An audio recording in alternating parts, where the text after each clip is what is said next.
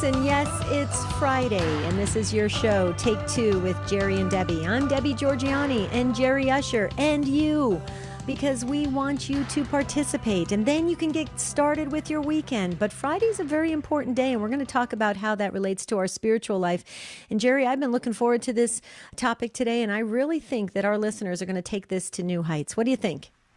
Yeah, I think so, and I hope so. And we invite you to call in as you listen to the topic as we lay it out here. You can get on the phone right now and even spend a few minutes listening to the early discussion so you kind of have a sense of where we want to go with this if you want to make sure that you get a phone line. 1-833-288-EWTN, 833-288-3986. And Debbie, real quick, before we kind of get into the nitty-gritty, we're going to be talking about fasting on Friday, the penitential nature of Fridays, and the church has never, ever done away with that, but we know that the church has made it optional to either abstain from meat or choose some other form of penance on a Friday. And just from your experience working in the church and being a practicing faithful Catholic who's kind of connected, I sense there's a lot of confusion. Maybe this hasn't been communicated as well by some people in the church, and I'm just wondering if that's been your take on that. Oh, absolutely. Working in the church, there were many families that still observe this practice, and it's always been there. It hasn't, like you said, it hasn't gone away, but it's been, I guess, what you call it, relaxed, or, not lifted, but just kind of, I guess, relaxed is a good word for it. And there is a lot of confusion, because you'll have some families that say, oh, no, we're at an event. We can't, we're not going to eat meat today. And people go, well, that's only for Lent and Ash Wednesday. What are you doing? And so there is this kind of strange feeling. And I think it's important that we give that, kind of that foundation, that education, so people understand that this practice, which has never gone away, can really, especially at this point in the world and what's happening and everything, that this can be very beneficial for our own spiritual lives and for it have eternal positive ramifications. So, Jerry, I think it warrants for us to have this discussion and maybe get into it a little bit, and ask our listeners to call in and share what their understanding is of it, and if they practice it, and what has come out of it, what fruit has been born from it, from adopting this practice. 833-288-EWTN. That's 833-288-3986. Yeah, what is your approach to Fridays and the penitential nature of Fridays? Have you maintained all these years, even though the U.S. bishops did give us the option of abstaining from meat or choosing some other form of penance? Have you just said, well, you know what, I just want to stay with the traditional, the one that was in place for a long, long time, and you have just continued to stay away from all flesh meat on Fridays? Or maybe you maybe not eating meat is no problem for you. Maybe that's not a sacrifice. See, Debbie, a lot of people are vegetarians, vegans. They just simply don't eat a lot of meat anyway, and so not eating meat is not a big penance. So for them, it might be more sacrificial to take on something else. So we want to hear your take on this as we kind of take a look at what the U.S. bishops actually did. It was 1966, actually, and That's Debbie. Right. Yeah, we posted on take2show.com a really great article by Deacon Stephen Gray-Donish. You might know him best as the Catholic movie reviewer at decentfilms.com, but he's got a theology degree from St. Charles Borromeo Seminary, and he included a paragraph from the what was then called the National Conference of Catholic Bishops, a pastoral statement on penance and abstinence, in which they declared, among other things, among the works of voluntary self-denial and personal penance, which we especially commend to our people for the future observance of Friday, even though we hereby terminate the traditional law of abstinence binding under pain of sin, that was from eating meat, Right. as the sole prescribed means of observing Friday, they said we give first place to abstinence from flesh meat. So they still said, it has kind of a priority in our lives. The bishops did say, though, we do so in the hope that the Catholic community will ordinarily continue to abstain from meat by free choice, as formerly we did in obedience to church law. So they Right. did make it optional and give us sort of they looked at the maturity of the faithful, Debbie, and they entrusted to us the prudential decision of what we wanted to do. Unfortunately, human nature being what it is, and we talked about this a few minutes Right. ago, Right. we kind of go, oh, we don't have to abstain from meat on, then we don't Yeah. have to do It's a penance. free day. Yeah. Yeah, we can get a Exactly. pass. Yeah, so Yeah. Well, and I just wanted to bring up too. I don't know if in that article it says this, but I saw this morning about in the Code of Canon Law, Canon 1250 and 1251. I mean, states clearly, 1250 states that the days and times of penance for the whole church are the Fridays of the entire year and the season of Lent. Okay, and the season of Lent. So it's very interesting. And then Canon 1251 goes on to give further details on how to make those days penitential. So you're so right, Jerry. I think that when we were given kind of that little bit of a crack in the door, we thought, okay, Fridays are free, no problem. We'll just wait till Lent and Ash Wednesday, and that's when we'll observe it. But no, we really should be approaching Fridays in a very unique spiritual way, and that's what we're talking about today. So we want to hear from you. How do you make Fridays that real genuine time of penance and looking at what Christ did for us on that very special day, which changed all of our lives for eternity? It's very important conversation, Jerry, and I hope our listeners take part in it. 833-288-EWTN. That's 833-288-3986. Pick up that open phone line. We want to hear from you. Did we do that okay, Jerry? Give the introduction. I think we did. I think we I covered guess we'll it. find out. Okay. When the listeners call in. But let's face it, dear friends, every day, every moment of every day is just chock full of opportunities for penance and sacrifice. You don't have to go looking for it. Now, you can actively and intentionally seek something, and say like you pray the rosary every day. Say on Fridays, I'm going to pray a second rosary, or I'm going to pray all 4 decades, or I'm going to spend an hour in front of the Blessed Sacrament. Or you could say, I am going to refrain from my usual getting upset and impatient on the freeway on my drive to or from work. Or you could do something different, special around the house that you don't normally do, like a chore. Or at the office, offer to help somebody with their work. I mean, it's endless. The opportunities are endless. And it could be a day full of sacrifices and penances. That's right. Let somebody cut in front of you in line in the grocery store. You could do 100 penitential things if you want.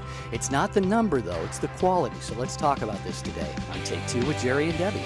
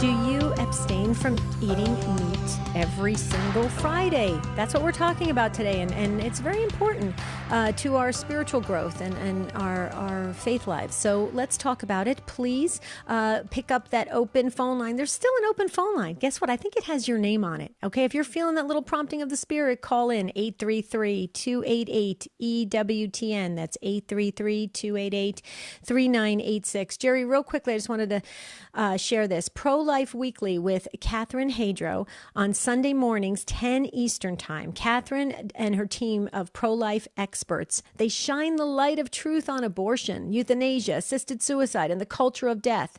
It's more than a show. It's a call to action. And Jerry, we need that right now. We need that in this world. And they do a fabulous job. Folks, check it out. Sunday mornings, 10 Eastern Time. There you go, Jerry. That final line just got picked up. Look at that, Jerry. Look how our listeners respond. All right, we're ready to roll with your phone calls about penance on Fridays. Is it still meatless for you, or do you do something different, maybe a combination of things? What's your overall approach to joining Jesus in his passion on Fridays? Steve in Toledo, Ohio is going to go first, listening to Take Two with Jerry and Debbie on Annunciation Radio. Hi, Steve. Welcome. Hi, Jerry. How are you? Doing okay, Steve. How about you? Good.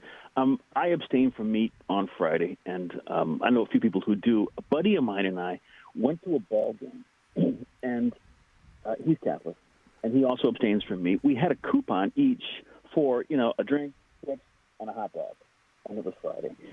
And so he's like, oh, darn it, it's Friday. But I don't know what moved me, but I grabbed the ticket out of his hand, walked up to the concession stand, and I said, excuse me, due to our religion, we don't eat meat on Friday. Could you substitute something for me? And she was shocked. My buddy was shocked, but I can't tell you why I did it, but I just did it. And sure enough, they gave us some chips and salsa. And after it was done, I just, I felt good about it. But I don't know. It's just, I think we need to express ourselves more openly in public about that type of thing, and people will get to understand that eventually. Right. Mm-hmm. Yeah, I think that's great, Deb. What do you think? Well, yeah, I was just having this picture in my mind, Steve, that instead of the hot dog, they probably took the hot dog out and you were just going to get the bun, the relish, the mustard, and the ketchup, and that's it, and say, here, good luck to you. That's a good penance right there, Steve. But I think you said you got chips and salsa or something of that nature, so that's pretty hearty as well. But, Steve, I think that's awesome, and I like how you said, because of our religion or due to our religion, I think that's wonderful. And the more we express that, the more we show that we are living our faith.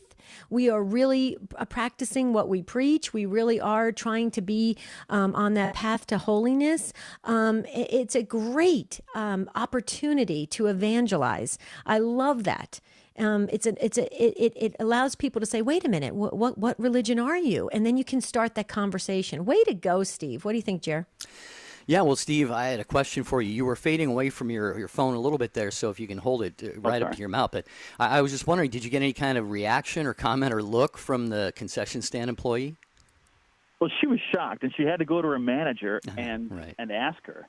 And the manager said, yeah, sure, go ahead and do it.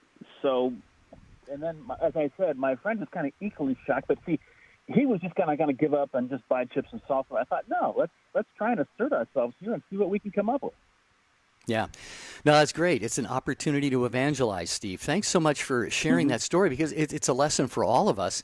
For example, we could go out to a restaurant, Debbie, and we could, on a Friday, and we could just order fish and just leave it at that. But we could also say to the waiter or the waitress, you know what, hey, how's your fish selection today? We're Catholics. We don't eat meat on Friday as a form of penance. Not to make it prideful and showy, but just as a way to make that statement, just to plant that seed in somebody's mind or heart. And you never know. That person waiting on you, Debbie, could be a fallen away Catholic. They could be a practicing Catholic who doesn't think about that issue on Friday. So, and I think people are very intrigued by it. If you said that, Jerry, like when you just said that, I think people will go, it'll pique their curiosity. They would want to know a little bit more. And with that, you can have those fruitful conversations. So I like that, Jerry. I don't think it's a prideful thing. I mean, if you're going to wear a T-shirt that says, hey, I'm so great and I'm so holy and I, abstain from meat, that's a different story. But what you're saying is making a statement so it could start those conversations. I think that's very beneficial anyway. That's my personal opinion. All right. Thank you, Steve in Toledo. Appreciate your call very much. Jerry is next in Cleveland, not too far away from Toledo. And Jerry is listening to The Rock. She has Take Two with Jerry and Debbie and is on the air. Hi, Jerry. Well, hi, Jerry. Hello. I just wanted to say, I won't. Before I tell you what I called about, I was hoping you were going to say something about planting the seed in the waiter's head. I thought, and I'm glad you said that. Well, okay, I'm 66 years old, so I go way back. But I remember I was a student at Cleveland State, and I worked at in the library. And around that time was when the rules changed as far as eating meat on Friday. And, well, not that they changed, but we had this option, you know. And, but, you know, it was like you have to do some type of penance or do something in a different way. And I remember when I was working in the library, there was one girl that appeared to me to be a practicing Catholic. And so I remember having this conversation with her, you know, and we were saying how, you know, but we really, yeah, it's nice, though, that we can, you know, just do something to make up for it, sort of in reparation, sort of, you know, another sacrifice. And, you know, that was very important to me throughout all these years. And I was telling your screener that I absolutely had to call in because just as I heard the topic of your show, I was warming up some minestrone soup. You know, today is Friday. And, you know, and but I always thought, you know, that to me, I got a lot out of the idea of, you know, this sacrifice. It's not the biggest sacrifice in the world, but it's something. It's something to always be kind of mindful, you know, of where we came from. You know, these are our Catholic roots, and I want to still uphold that. And it's a little sacrifice, but it means, you know, to me, it really means something. And, you know, there's been times where, you know, we're all human, we forget or something. And then if I remember later, oh, today was Friday and I ate meat, I'll kind of try to make it up in another way. And, you know, but I've always found that, you know, the not eating meat on Friday I always thought of it as something special, you know. It's part of being Catholic, and I never thought it should go by the wayside, that we should just forget about that, you know. Yeah. So well, I'm really happy I was able to call in. Yeah, we are as well. Thank you so much for blessing this conversation. But I just want to say, you know, the bishops really did let us decide to how to make Fridays penitential. And it's so true. In human nature, we just get caught up in the world. And so Fridays become another day, or the day before how the weekend starts, or Fridays are the happy hour days, or Friday is whatever, or Friday's the day we pack up and go on vacation for the weekend. And really Fridays are you know, extremely important to us as Christians. And so it really should be that day that we remember and we do what we can to be part of that and to observe that and to honor it, if you will. And it's unfortunate that Fridays have become, but it's so typical of the world. Fridays have become the day off or the beginning of the weekend or the happy hour. And see how the world has told us that it is a day that we should not remember, but as Catholics, we must remember because it's changed everything for us. So, Jerry, I think this is what Jerry's saying. We need to start having these conversations in our families and in our communities as well, so people start to remember what Fridays really are for us.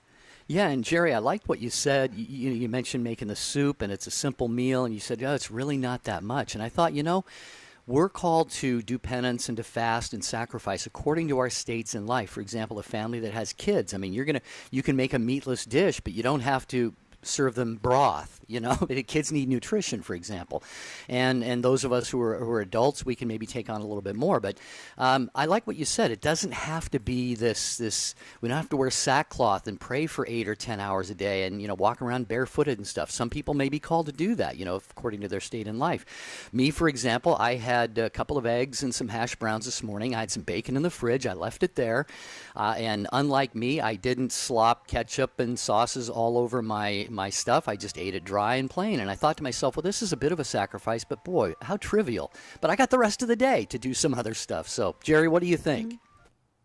I had eggs for breakfast, so you know what I mean. I try to continue that during the day, and let's face it, I mean, Christ made the ultimate sacrifice for us. This is the least we could do. That's so true. So true. And you know, Jerry, a lot of people say, well, you know, I love fish, so it's not really a sacrifice for me and stuff like that. Like you just said, there's something we can do, or you just said, Jerry, about your daily routine. There's something we can do just so that we remember. You know, we have that little sense, you know what, this is a tiny little sacrifice, but I remember. I think that's got to bring delight to our Heavenly Father, that we remember, and we just don't let this day go by as a lax free day for us. Jerry, that is awesome. Thank you so much. Enjoy that minestrone soup. I love minestrone soup. I just do. Do you, Jerry? I do. And Jerry, I wish we could enjoy some of that with you. Hope you have a great day. Thanks for calling. Take two with Jerry and Debbie. I think one principle to keep in mind, Debbie, we sometimes think we're not doing enough, or we've got to do go to great lengths. And some of us can, some of us are called to. But let's face it, we are children of God. Think of yourself as a 5-year-old, a 6-year-old, a 7-year-old son or daughter of God. And what do kids do, Debbie? They draw something for mom and dad, and by artistic standards, it may be just, not beautiful and symmetric and all this stuff, but it's the most beautiful thing in the world, because mom and dad, the child did it for mom and dad. Mm-hmm. And children can say, Mommy, Daddy, I want to not have a little piece of chocolate after dinner, and that's huge. So God looks at us as his little children. And so even if what we do doesn't seem big or significant to us, it is for God. Effort. And if it's offered in the spirit of love, who is it, St. Teresa of Calcutta, I think, said, do little things with great love. Small things with great love. That's what Mother Teresa used to say. We stick by it because she's one of our go-to saints. We love her. Okay, Mary's up next in Springfield, Missouri, on Catholic Radio Network. Hi, Mary. Thanks for waiting, and welcome to Take Two with Jerry and Debbie. Hi. Well, thanks for taking my call. Sure. And I'm so glad to hear the topic today, because I'm a convert, and I was in the church for several years before I ever heard that Friday was a day of penance. I had no idea. And then when I found out that some still gave up meat on Fridays, and if not, a suggested unrepentance was done, I started not eating meat on Fridays. But it grieves me, and still does, the lack of concern that so many have when it comes to something like this, that I had never heard of it for several years, even going through RCIA. And just this last Friday, there was a special event at our church for some seniors, and the menu that day was noodles with beef in it and a salad. And it grieves me. But if it grieves me, how much more does it grieve the Lord? And at this time in our church, when so much is going on, how can we be so casual about what we give back to God? Beautiful. Deb, I got some thoughts, but you can go first if you want. Well, I just wanted to say, Mary, there are a lot of religious education programs and RCIA programs around the country that do express the need for having these days of penance, and to incorporate them in your spiritual regimen in your life, so that it can enhance your growth and also benefit the world and for all eternity. So there are programs out there. I'm sorry that unfortunately you maybe went to one that didn't fully cover it, and I think the reason is that there's this idea, Mary, that sometimes these old traditions, if you will, are outdated, archaic. They're not really going to help us. But see, that's again, Mary, what you just said. That is the world telling us do away with it. Okay, and you just said it grieves you. How much more does it grieve God? I mean, that's so obvious. You're so right. Okay, it's unfortunate when we start doing away with everything, we're going to have nothing to hold on to. So I couldn't agree with you more. That's why we're having this conversation, because actually with what's going on in the church and the scandal and everything that's happening with the crisis of our church, we need to get back to the roots. We need to get back to the foundation, not to be becoming scrupulous or falling into that, but to understand what it means to be a Catholic Christian. So I think that's why we're having this conversation. It sounds like it's benefiting you, Mary, and hopefully it's benefiting the world who listens. What do you think, Jer? Well, I agree. Penance is not optional for the Christian. It's mandatory. It's obligatory for our salvation. Canon law tells us this. Canon 1249, Debbie, which you were pointing out to me before we came on the air. Canon 1249 says the divine law binds all the Christian faithful to do penance, each in his or her own way. So this isn't even something that the church came up with. This is something that comes directly from God. And when you think about it, our fallen human nature, we are prone, like we said early in the show, Debbie, when the bishops, kind of relaxed and here, look, Deacon Stephen Gradana said this in his article. He said the bishops stated that they have a hope and an expectation that the Catholic community will ordinarily continue to abstain from meat by free choice, as formerly we did in obedience to church law. And he says now clearly that's a hope and expectation that has been overwhelmingly disappointed and even gone overwhelmingly unheard. And Mary's proof of that, because she didn't even hear this. It's really a shame that she didn't hear this during RCIA. But Mary, thank you. Welcome home. Thanks for coming into the church, and we appreciate your call to Take Two with Jerry and Debbie. More is on the way.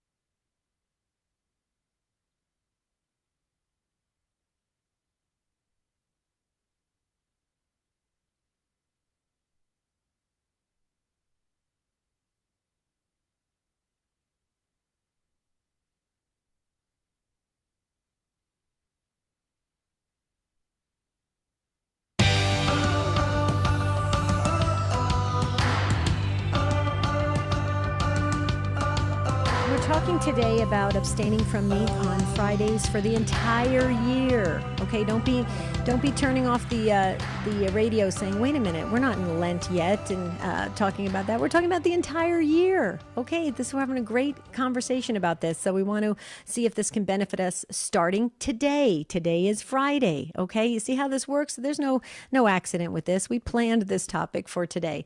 And Jerry, I hope we get some more calls at 833-288-3986. Okay, we're going to go back to your calls here. We have Kim right after Katie. So, Kim, hang on. You're going to be next. Katie got in right before you in Augusta, Georgia, listening on St. Paul Radio to Take Two with Jerry and Debbie. Hi, Katie. What are your thoughts on this? Hi. Hi. We, in our family, we are chocoholics. So on non-Lenten Fridays, we give up sweets. And then during Lent, we give up meat and sweets. So that's kind of how we've worked it out. My kids would much rather have cheese pizza and a chocolate chip cookie for dessert than skip the chocolate chip cookie. So that's how we've worked it out. And then on the car on the way to school, I just try to bring their attention to this Friday, each Friday, that reminds us of Good Friday when Jesus died on the cross for us. So that's our simple way. Yeah, but it works. But it works for us. Yeah, it works, absolutely. Yeah. Well, I love that. I mean, I think that's what the bishops wanted us to do. They encouraged us to make it very special and very personal in your life. So I mean, some people love fish, so it's not going to be a big deal if they're eating fish on Fridays. You have to do what's going to make you really appreciate and understand what Friday is all about, and that's what you're doing. So I think that's awesome. Way to go. I hope others adopt that. Yeah. Yeah, well, Katie, what I like about that is we were talking earlier about, do something according to one's state in life. You obviously, your vocation is to marriage and to be a mom and to raise a family. And so you got to do something that the kids can learn from and appreciate and feel, feel a little bit as a sacrifice, but isn't going to, be adversely impacting them nutritionally and things like that. So I like your approach to that. It's a good example of prudence and balance. But Debbie, the teaching is in there. Katie, do you find that your kids, they're grasping this concept as you implement these things in your family? They do, and they remember Thursday night when they're packing up their lunches for Friday, and then one of my little guys has Down syndrome, so sometimes he forgets which day we're on. So after dinner, he'll say, "Mom, I have dessert now," and I'll say, "No, it's Friday. Remember?" "Oh yeah, Friday, Jesus." Right. So yeah, I think That's they precious. get it. That's precious. Yeah, and you really do, because my mother has always practiced that every single Friday of the year, and it has stuck with me as growing up. And I'm in my 50s, and when Friday hits, I remember, just because I grew up that way. And so you're setting that foundation. I think that's just incredible. Thank you for doing that. You're a great mom, and I think that's wonderful. I hope other families start to do this, and then we can have a better understanding of why we are Christians, and it's important. So thank you. God bless you for that call. Okay, so Kim has been waiting so patiently. Kim in Bismarck, North Dakota on Real Presence Radio. I believe you're going to get our virtual patience award, Kim. So welcome to Take Two. It just so happened to work that the baby is sleeping. So good. That's good. Yes, my husband and I and our family, we have 7 little children. We don't do meat on Friday. And just this year, we sent 2 of our boys to a Catholic school, and they did have meat on Friday at the Catholic school. So my boys packed a lunch every day, but we were just told, thankfully, that the school is now going to move to meatless Fridays starting in October. So we're very hopeful and glad. We see lots of good things coming. Wow. Oh my goodness. I just could feel the Holy Spirit on that one, Kim. Please, if you could do this, please let your school know how incredibly pleased I am actually of what they're doing, and the more we've got to support them when they make these great changes, because that is going to be beneficial for the children's spiritual lives. That is awesome. Way to go for that school. I think they should get letters from all the parents saying, thank you for doing this, because this is telling the world we're not going to cave in. We are going to remember exactly what Jesus did. We're not going to deny it. We are going to honor it, and that's a way of doing it. I love it, Jerry. What do you think? Yeah, well, what is a Catholic education if not an education not only in the 3 R's, reading, writing, arithmetic, but also, and most importantly, in our faith. And our faith doesn't just mean the head knowledge about the history and who was the Pope in, 1477 and, teaching about Jesus and his life and ministry and passion and the apostles and the sacraments and all of that. But, yeah, these divinely and church-instituted laws and rules and regulations that are really for our own good. And like you said, Debbie, before, at this time in the church, it has never been, I don't know, that's maybe some people call things like that chronological snobbery, to say it's never been more important. The church has had crises before, but in our lifetime, it's never been more important to do penance and to sacrifice for souls and for the sake of the church. Yep. And Kim, would you like to share the school's name? Because why don't we all celebrate together and pray and maybe congratulate your school? That is awesome. Can you share the school name? Yes, it's Christ the King Catholic School, and it's a great school, and we're very, very happy to have it here. They've been making lots of good changes like that one. Well, congratulations, Christ the King Catholic School. Way to go. I hope you clip this audio clip and play it for all your students and families, because we're just so happy that you would introduce that for the children. This is going to reap great eternal rewards for the world, because when we do these penance, when we make these penitential acts, we are benefiting all of eternity, so this is the coolest thing about that. It's not just about our own sanctification. It's not about our own salvation. It's about for the body of Christ. And so, Kim, I love it. Way to go. Thank you, Kim, for that. We appreciate that. Christ the King School. And Debbie, a lot of teachers and school employees and, of course, parents listen to this program every day. And hopefully any of you who have some association or affiliation with your local Catholic school, don't go bulldoze down the door of the principal and say we need to do this, but maybe at the next parent meeting or, school board meeting, or just, call up your principal and say, hey, I heard this on the radio. What do you think? What do you think about implementing this in our school? Yeah, absolutely. And also, too, a lot of events happen on Friday evening. Knights of Columbus do a lot of events. There's no reason. It's a perfect opportunity to approach and these groups and say, hey, listen, just want to make sure that the menu has this or that because we want to honor it. Okay, it's just an education. It's catechesis, and we all need to do that. We're all catechists, whether we like it or not, by our baptismal call. So there you go. It's just great, but I am loving this discussion. Thanks again, Kim. And you did get the Virtual Patience Award. Okay, Jerry, there's an email that came in. Can you share that? Because I think it's very, I think it's appropriate right now. Yeah. We got an email from Nancy, who listens to Take Two with Jerry and Debbie. She said, I fast only one non-meat meal after sunset every Friday throughout the year, except for Fridays during Easter. And maybe we can talk about that, Debbie, because what we want to do is we want to fast with the church and we want to feast with the church. We don't want to be putting ourselves apart from or outside of the church's, celebratory seasons and also penitential seasons. But Nancy goes on to say, Friday is also my night for Eucharistic adoration. Since the Pennsylvania grand jury report and lack of response, I have added another day of fasting, Tuesdays, the other sorrowful mystery day.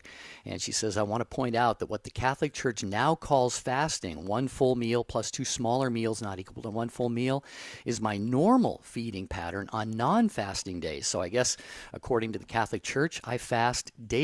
Every hunger pang is offered up in union with Christ's suffering for a specific intention. Thank you, Nancy, for that. Yeah. See, this is what we're talking about. This is really good stuff for us in a spiritual sense. There's plenty of time to call in if you'd like to share your experience of this and maybe your practice of it and your understanding of it. Here's the number, 833-288-EWTN. That's 833-288-3986. Don't wait too much longer because time is a ticking. Okay, Janine in Fort Wayne, Indiana on Redeemer Radio. Thanks for waiting and welcome to Take Two. Thank you for taking my call. My question is about fasting. It was very timely. It came right after the last call because I just have questions on how I can find maybe information about the fasting because during Lent one time, I gave up eating between meals the whole Lent, and it really was a growth opportunity for my faith because I realized how much I eat and how much I'm addicted to food. And I would like to do that on a regular basis for my children and do that sacrifice for my children for their faith, fast in honor of them. And I'm trying to find information because you hear different things about this is how you should fast. And I don't know what the right or wrong way is. I don't know if I'm doing it right.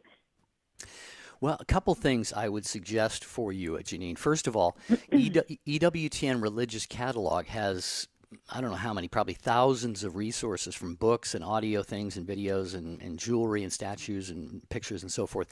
So they have books available. So if you go to EWTNRC, short for Religious Catalog, EWTNRC.com, and do a search. Just put in fasting in the search bar.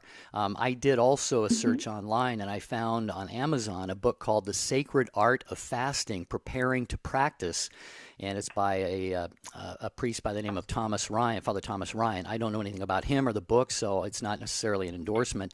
But also just a search, basic internet search. I put in books, Catholic books on fasting. But I would check first with the EWTN Religious Catalog.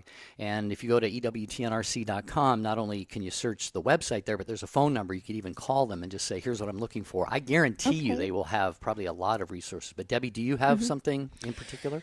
No, does it have to be on a Friday? No, you can fast whatever. I mean, depending on how you want to structure it for yourself. It doesn't. I mean, should you fast on Fridays? That is because that's when Jesus died. That's when he was crucified. So yes, it should include Fridays. That's my understanding. But you can have many days. You can have you could have you could pick a Monday or whatever works. But like Jerry said, you don't necessarily want to fast on the feast days. So if Christmas falls on it, Easter falls on it, those are the days that are the feast days, and so you should be in union with and celebrate with the church. So the fasting are your penance days, and Friday should that my understanding should be included in it. But I just wanted to say one thing. Janine, this used to come up all the time with families in faith formation. And I had a wonderful priest, my pastor, who was also my boss at the time, said, less is more. Less is more. Just pick something that's just going to have you remember and be a slight sacrifice and build on that. So many times people enter into fasting and they take away, several meals and sleep and all sorts of stuff. They take away so much. It's so overwhelming, Janine, that it taxes the body and it doesn't serve the benefit. And this wonderful pastor said, start small and build on what you can, and the practice is there, the effort is there, and then you can do more. You can where it doesn't become something that you kind of dread or you resent later on, especially if you're tired or hungry. So it's really an interesting process. So I do agree you should get educated on it and get some books, but I would just suggest starting small. That would be my personal suggestion. Jerry, did you want to add anything else before we go back to I'm wondering what do you think about that, Janine? I think that's a great idea. I don't want to do anything that would make me a grouchy mom.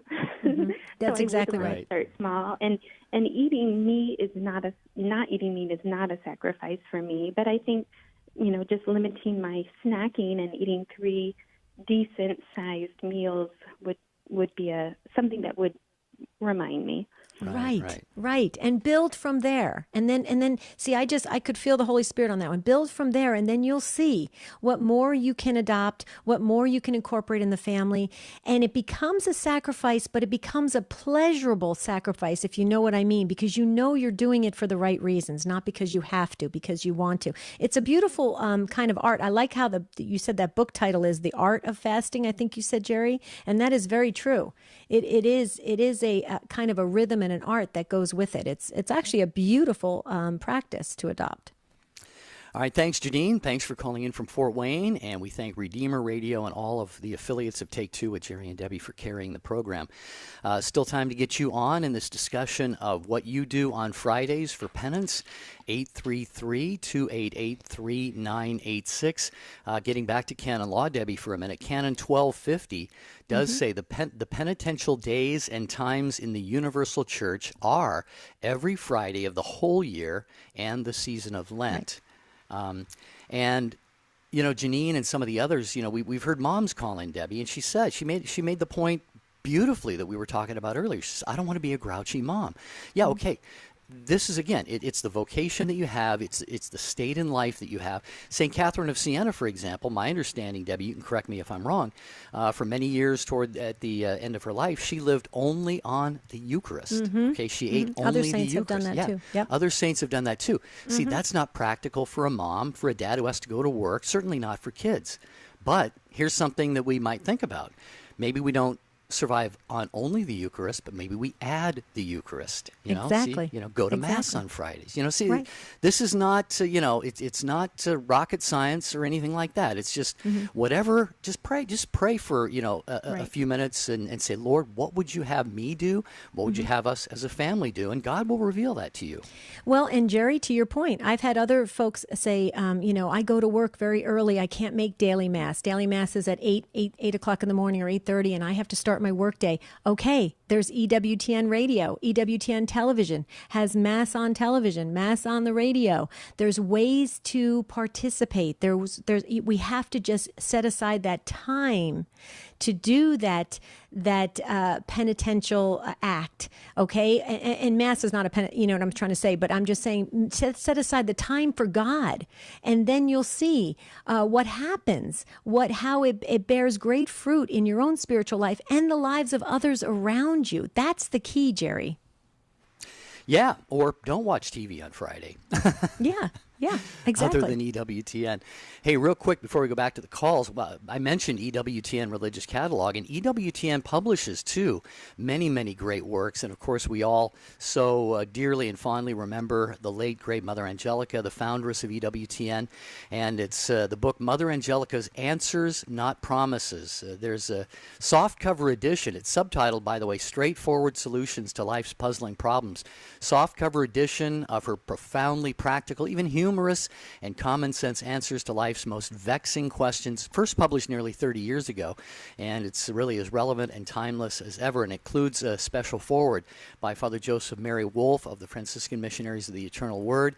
Mother Angelica's Answers, Not Promises. You will find that at EWTNRC.com.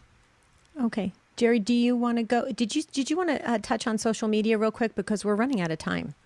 Well, Cheryl on Facebook said, give thanks for Fridays, make a sacrifice. Amen, Cheryl. And Steve on Facebook just said TGIF with an exclamation mark. Tony Antoinette said, I'm allergic to most fish, but I can eat fish sticks. My mom, you'll love this, Debbie. My mom is Italian, so she'd make a dish, spaghetti with garlic and butter oil. On some Fridays, she'd make mac and cheese, no meat whatsoever.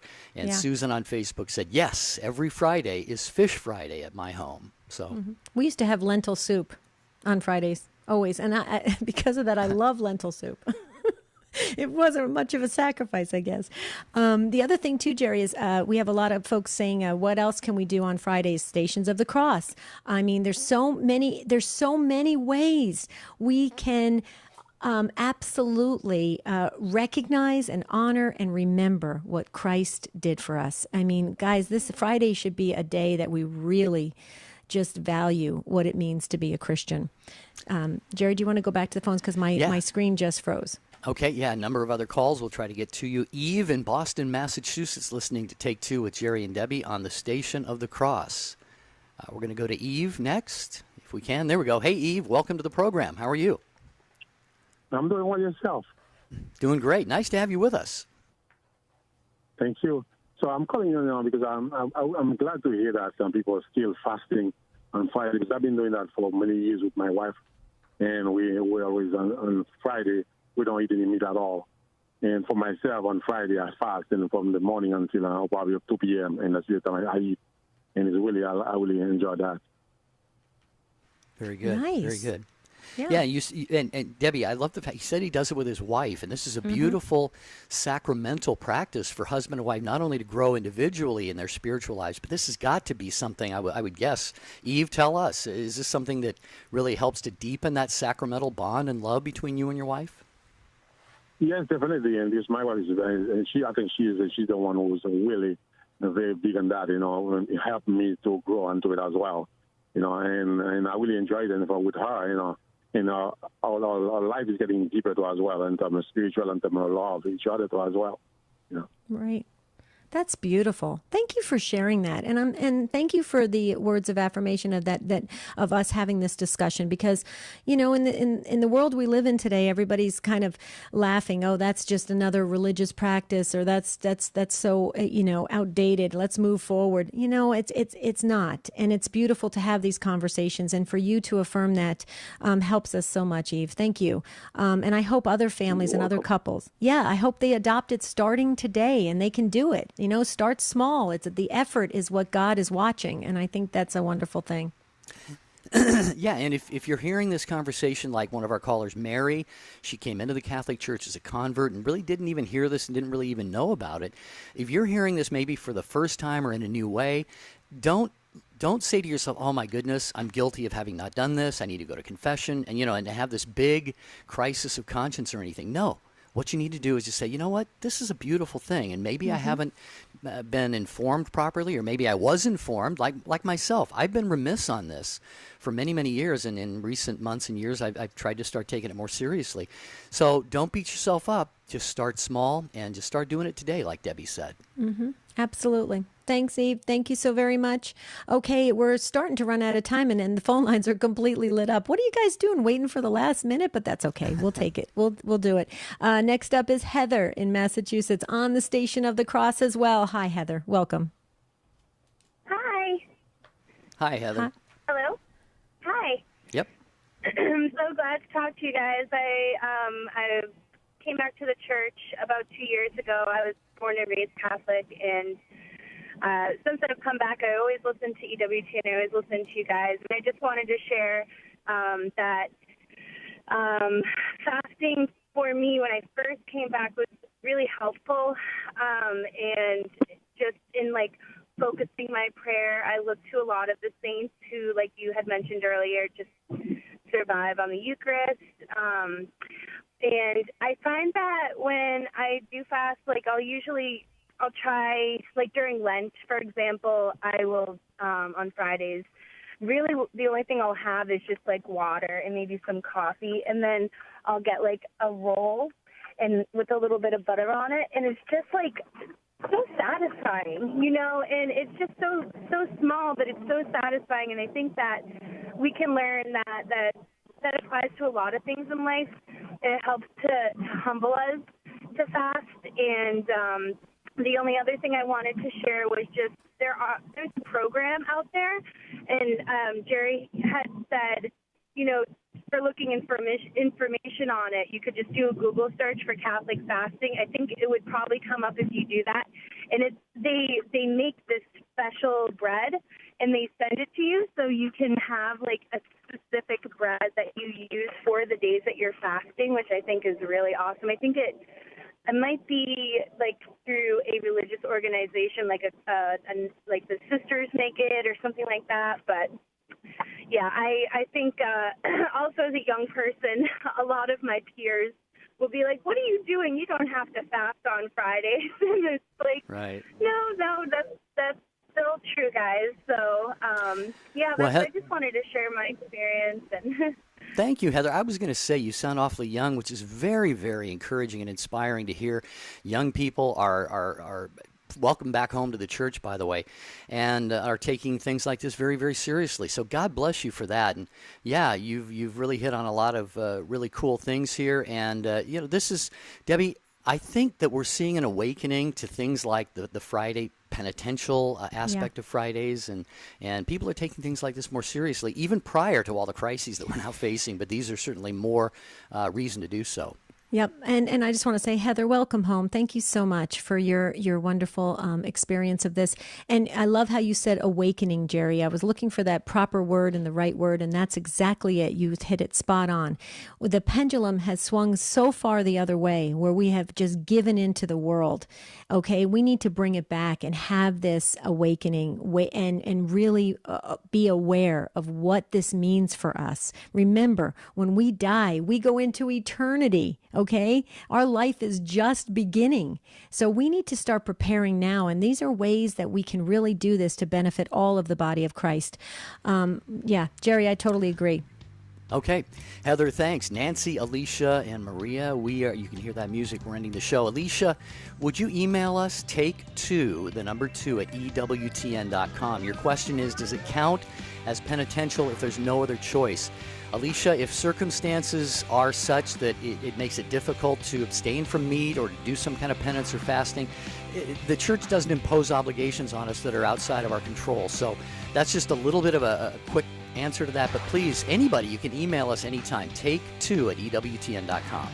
Check out our best of on Saturday mornings, and also on Monday we're going to be talking about what are your first thoughts when you wake up in the morning. Are they about work or are they about God? Until then, have a beautiful and blessed weekend. See you real soon.